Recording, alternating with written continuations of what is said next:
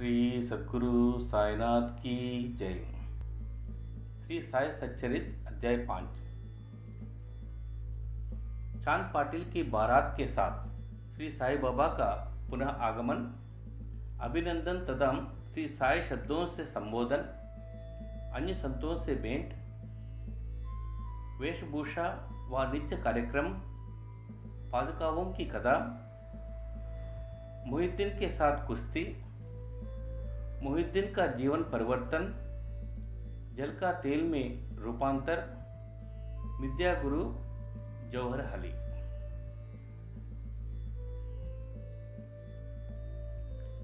जैसे गत अध्याय में कहा गया है, मैं अब श्री साई बाबा के शिरडी से अंतर्धान होने के पश्चात उनका शिरडी में पुनः किस प्रकार आगमन हुआ, इसका वर्णन करूंगा। चांद पाटिल की बारात के साथ श्री साई बाबा का पुनः आगमन। जिला औरंगाबाद के दूप गांव में चांद पाटिल नामक एक धनवान मुसलमान रहते थे। जब वे औरंगाबाद जा रहे थे तो मार्ग में उनकी घोड़ी खो गई। 2 मास तक उन्होंने उसकी खोज में घोर परिश्रम किया, परंतु उसका कहीं पता न चला। अंत में वे निराश होकर उसकी जीन को पीठ पर लटकाए औरंगाबाद को लौट रहे थे। तब लगभग 15 मील चलने के पश्चात उन्होंने एक आम वृक्ष के नीचे एक फकीर को चिलम तैयार करते देखा, जिसके सिर पर एक टोपी, तन पर कफनी और पास में एक सटका था।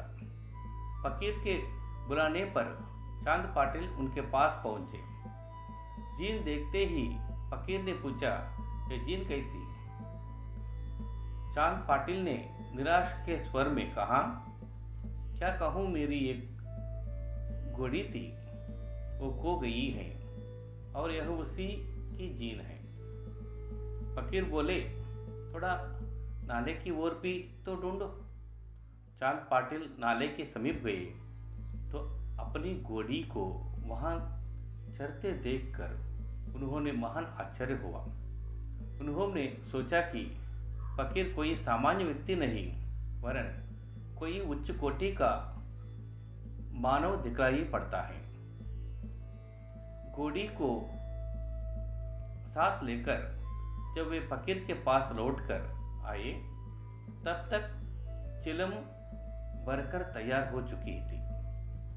केवल 2 वस्तुओं की और आवश्यकता रह गई थी। एक तो चिलम सुलगाने के लिए अग्नि और द्वितीय साफी को गीला करने के लिए जल की।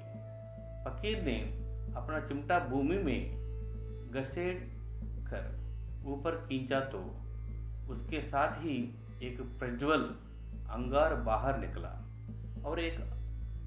और वह अंगार चिलम पर रखा गया। फिर फकीर ने सटके से जो ही बलपूर्वक जमीन पर प्रहार किया, जो ही वहां से पानी निकलने लगा और उसने साफी को भिगोकर चिलम को लपेट लिया। इस प्रकार सब प्रबंध कर फकीर ने चिलम पी और तत्पश्चात चांद पाटिल को भी दी। यह सब चमत्कार देखकर चांद पाटिल का बड़ा विस्मय हुआ। चांद पाटिल ने फकीर को अपने घर चलने का आग्रह किया। दूसरे दिन चांद पाटिल के साथ फकीर उनके घर चला गया और वहां कुछ समय तक रहा। पाटिल दूप गांव की अधिकारी था और बारात शिरडी जाने वाली थी, इसलिए चांद पाटिल शिरडी को प्रस्थान करने का पूर्ण प्रबंध करने लगा। फकीर भी बारात के साथ ही गया। विवाह निर्विघ्न समाप्त हो गया और बारात कुशलता पूर्वक धूप गांव को लौट आई। परंतु वो फकीर शिरडी में ही रुक गया और जीवन पर्यंत वहीं रहा। फकीर को साई नाम कैसे प्राप्त हुआ? जब बारात शिरडी में पहुंची तो खंडोबा के मंदिर के समीप महलसापति के खेत में एक वृक्ष के नीचे ठहराई गई। खंडोबा के मंदिर के सामने ही सब बैलगाड़ियां खोल दी गई और बारात के सब लोग एक एक करके नीचे उतरने लगे। तरुण फकीर को उतरते देख महलसापति ने आवो साई कहकर उनका अभिनंदन किया तथा अन्य उपस्थित लोगों ने भी साई शब्द से ही संबोधित कर उनका आदर किया। इसके पश्चात वे साई नाम से ही प्रसिद्ध हो गए। अंत संतों से संपर्क। शिरडी आने पर श्री साई बाबा मस्जिद में निवास रहने लगे। बाबा के शिरडी में आने के पूर्व देवीदास नामक एक संत अनेक वर्षों से वहां रहते थे। बाबा को बहुत प्रिय थे। वे उनके साथ कभी हनुमान मंदिर में और कभी चावड़ी में रहते थे। कुछ समय के पश्चात जानकीदास नाम के एक संत का भी शिरडी में आगमन हुआ। अब बाबा जानकीदास से वार्तालाप करने में अपना बहुत सा समय व्यतीत करने लगे।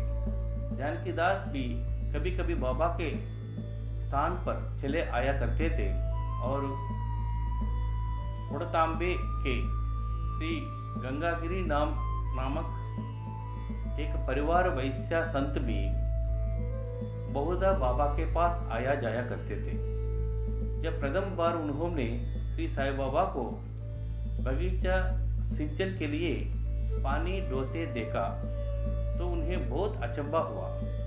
वे स्पष्ट शब्दों में कहने लगे कि शिरडी परम भाग्यशालिनी है, जहाँ एक अमूल्य हीरा है। जिन्हें तुम इस प्रकार परिश्रम करते हुए देख रहे हैं वे कोई सामान्य पुरुष नहीं है, अपितु यह भूमि बहुत भाग्यशालिनी तथा महान पुण्य भूमि है। इसी कारण इसे यह रत्न प्राप्त हुआ है। इसी प्रकार श्री अक्कलकोटकर महाराज के एक प्रसिद्ध शिष्य पधारे। उन्होंने भी स्पष्ट कहा कि यद्यपि बाह्य दृष्टि से ये साधारण व्यक्ति जैसा प्रतीत होते हैं, परंतु ये सचमुच असाधारण व्यक्ति हैं। इसका तुम लोगों को भविष्य में अनुभव होगा। ऐसा कहकर वह यवला को लौट गए। यह उस समय की बात है जब शिरडी बहुत ही साधारण सा गांव था और साई बाबा बहुत छोटी उम्र के थे। बाबा का रहन सहन व नित्य कार्यक्रम।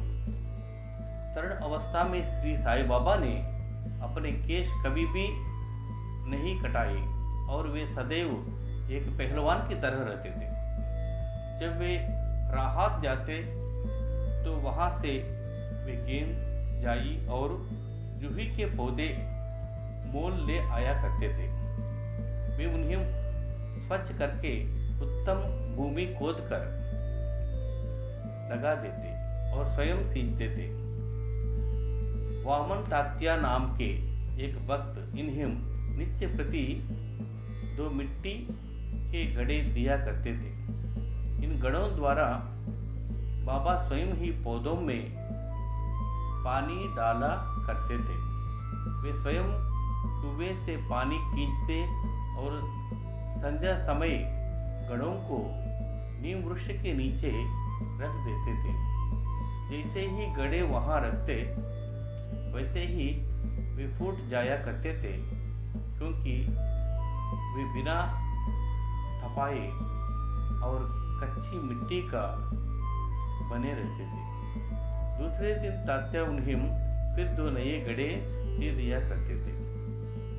यह क्रम 3 वर्ष तक चला और श्री साई बाबा इसी स्थान पर बाबा के समाधि मंदिर की भव्य इमारत शोभायमान है। जहां सहस्रों भक्त आते जाते हैं। नीम वृक्ष के नीचे पादुकाओं की कला।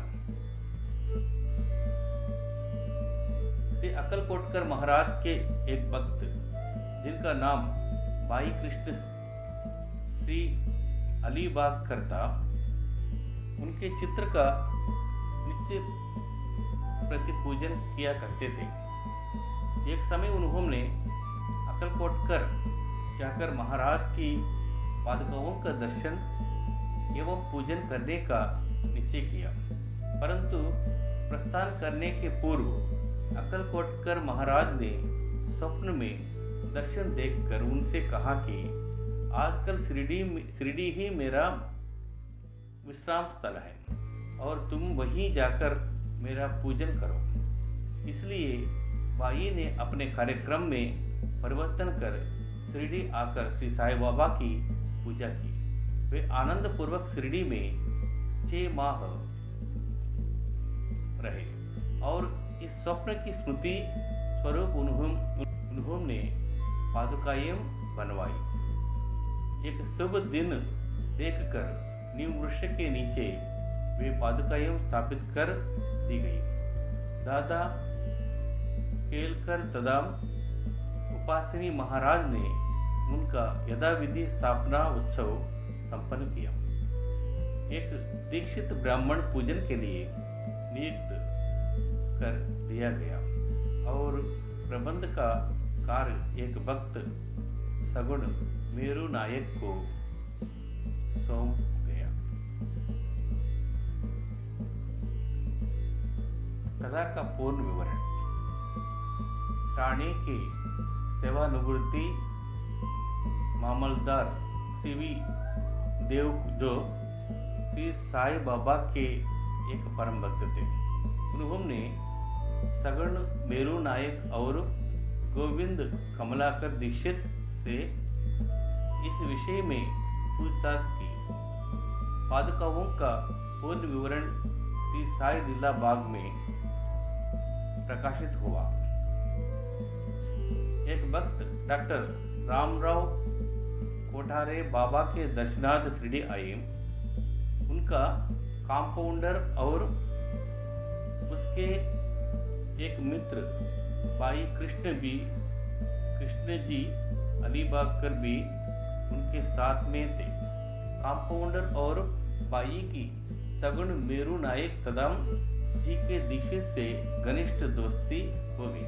अन्य विषयों पर विवाद करते समय इन लोगों को विचार आया कि श्री साईं बाबा के शिरडी में प्रथम आगमन तदम पवित्र नीम वृक्ष के नीचे निवास करने की ऐतिहासिक स्मृति के उपलक्ष्य में क्यों न पादुकाएं स्थापित की जाए। अब पादुकाओं के निर्माण पर विचार विमर्श होने लगा। तब बाई के मित्र कंपाउंडर ने कहा कि यदि यह बात मेरे स्वामी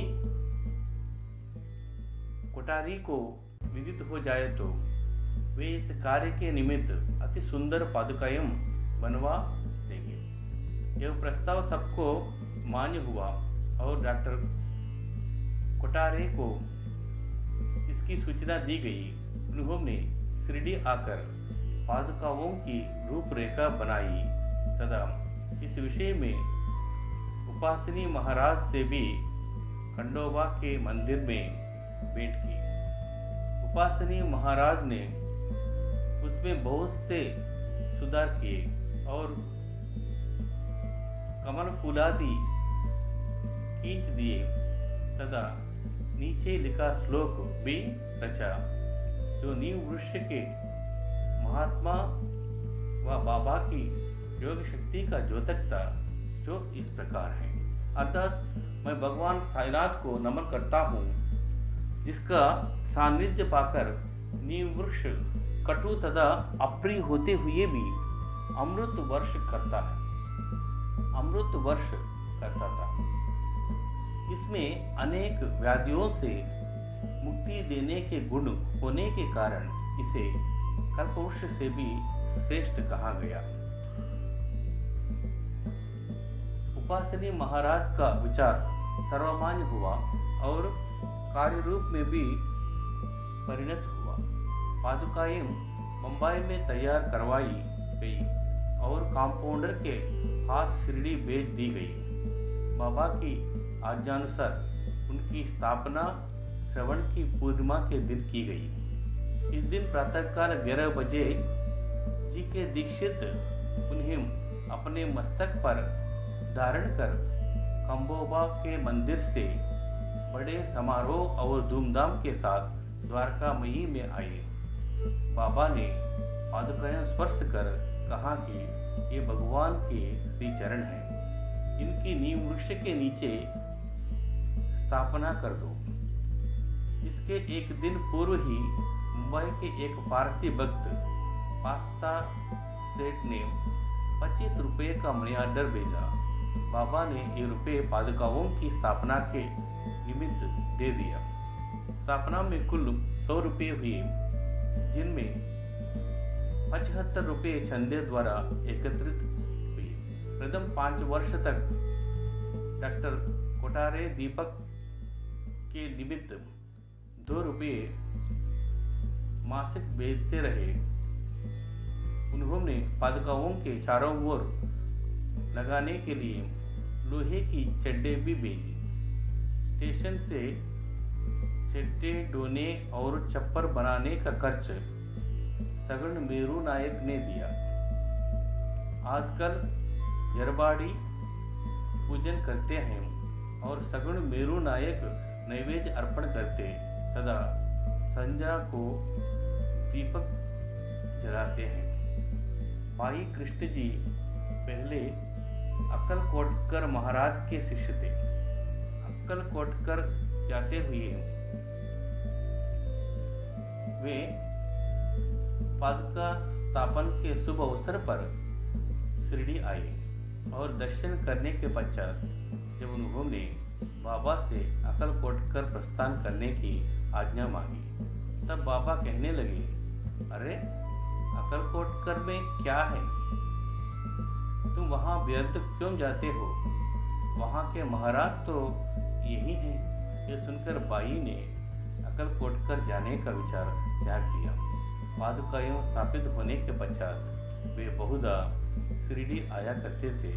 श्री वी देव ने अंत में ऐसा लिखा है कि इन सब बातों का विवरण हेमाड पंत को विदित नहीं था, अन्यथा वे श्री साई बाबा सच्चरित्र में लिखना कभी नहीं भूलते।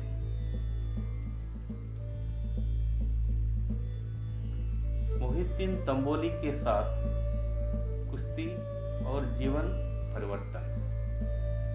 शिरडी में एक पहलवान था जिसका नाम मोहिउद्दीन तंबोली था। बाबा का उससे किसी विषय पर मतभेद हो गया। फलस्वरूप दोनों में कुश्ती हुई और बाबा हार गए। इसके पश्चात बाबा ने अपनी पोशाक और रहन सहन में परिवर्तन कर दिया। वे कफनी पहनते, लंगोट बांधते और एक कपड़े के टुकड़े से सिर ढकते थे।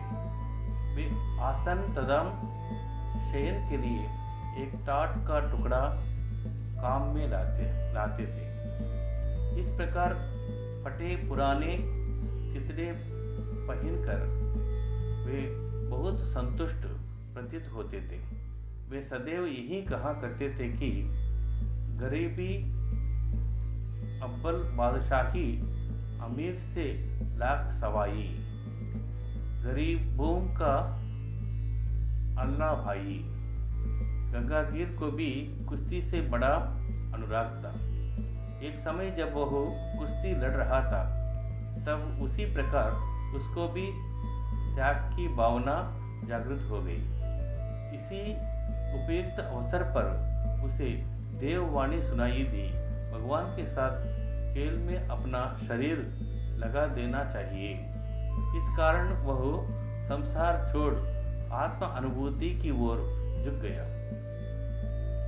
पुण्यतांबे के समीप एक मठ स्थापित कर वह अपने शिष्यों सहित वहां रहने लगा।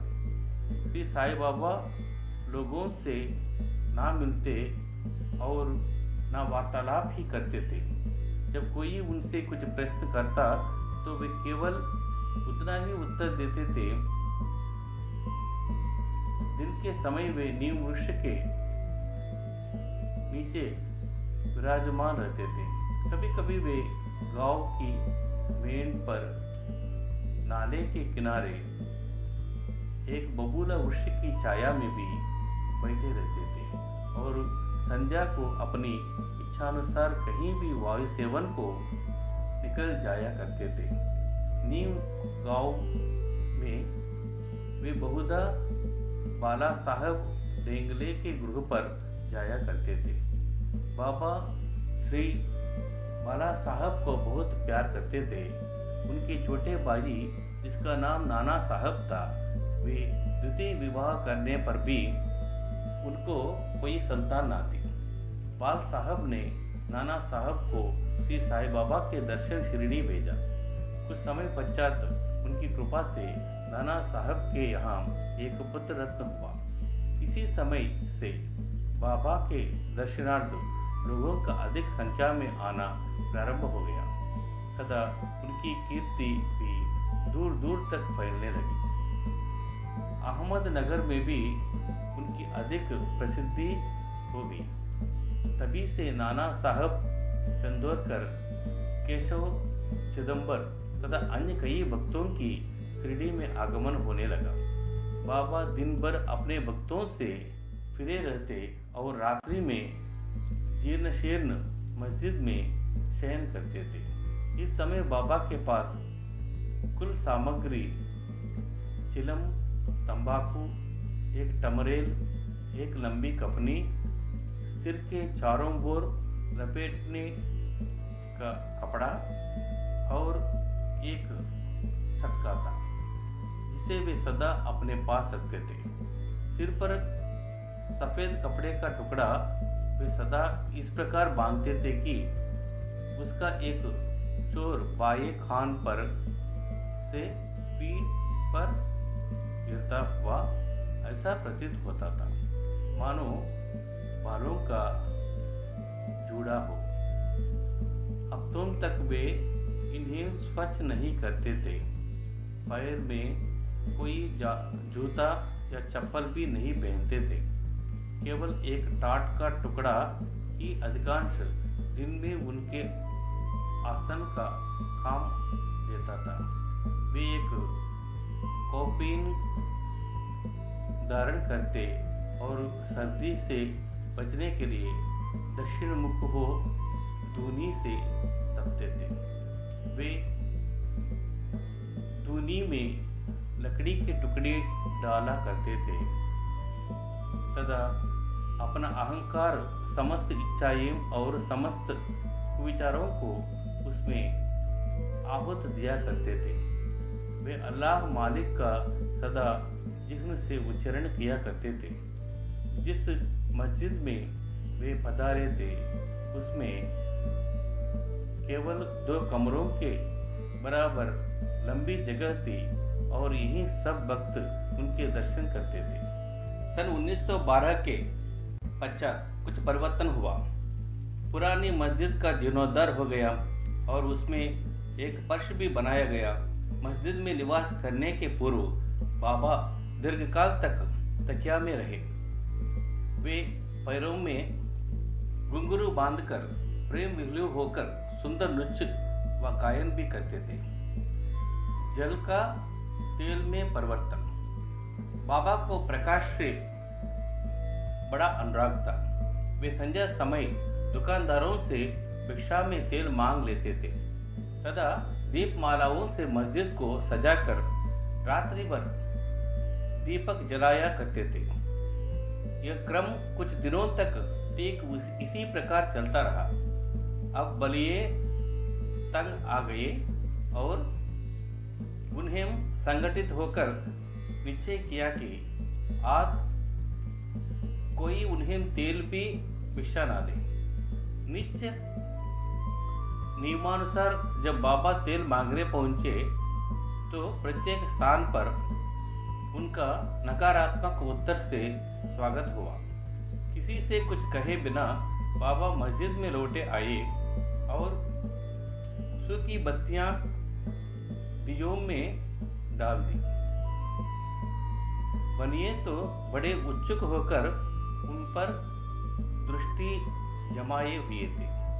बाबा ने टमरेल उठाया जिसमें बिल्कुल थोड़ा सा तेल था। उन्होंने उसमें पानी मिलाया और वह तेल मिश्रित जल वे पी गए। उन्होंने उसे पुनः 3 पाट में उगल दिया और वही तेलिया पानी दियों में डालकर उन्होंने जला दिया। उच्चक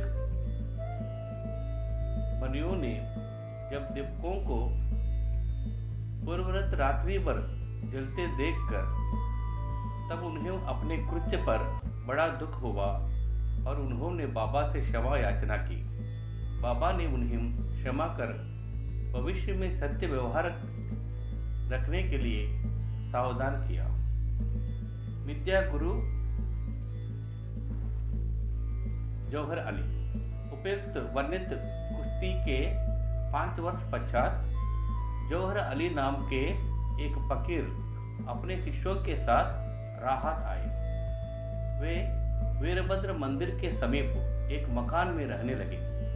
फकीर विद्वान था। कुरान की आयतें उसे कंठस्थ थी। उसका कंठ मधुर था। गांव के बहुत से धार्मिक और श्रद्धालु जन उसके पास आने लगे और उसका यथायोग्य आदर करने लगे। लोगों से आर्थिक सहायता प्राप्त कर उसने वीरभद्र मंदिर के पास एक ईदगाह बनाने का निश्चय किया। इस विषय को लेकर कुछ झगड़ा हो गया, जिसके फलस्वरूप जौहर अली राहत छोड़ शिरडी आया और बाबा के साथ मस्जिद में निवास करने लगा। उसने अपनी मधुर वाणी से लोगों के मन को हार लिया। वह बाबा को भी अपना एक शिष्य बताने लगा। बाबा ने कोई आपत्ति नहीं की और उसका शिष्य होना स्वीकार कर लिया। तब गुरु और शिष्य दोनों पुनः राहत में आकर रहने लगे। गुरु शिष्य की योग्यता से अनभिज्ञ था, परंतु शिष्य गुरु के दोषों से पूर्ण से परिचित था। इतने पर भी बाबा ने कभी इसका अनादर नहीं किया और पूर्ण लगन से अपना कर्तव्य निभाते रहे और उसकी अनेक प्रकार से सेवा की।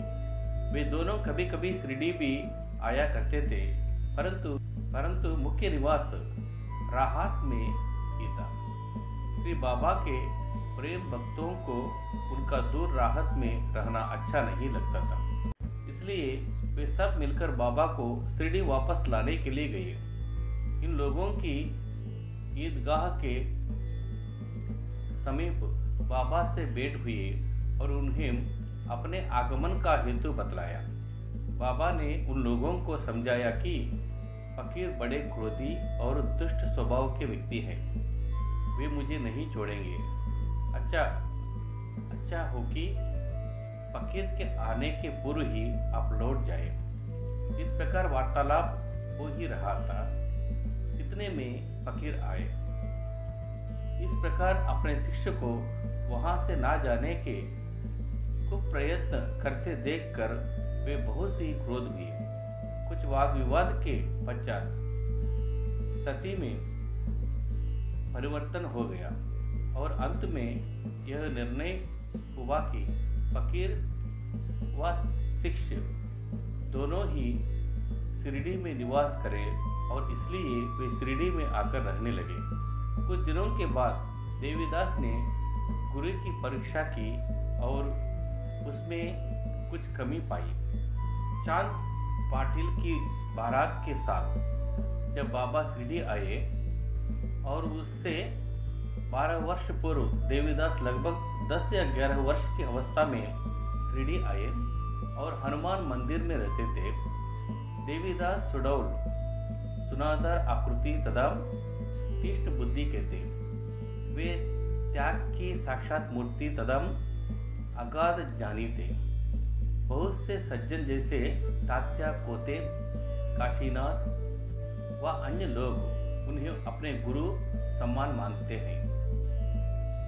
लोग जौहर अली को उनके सम्मुख लाए।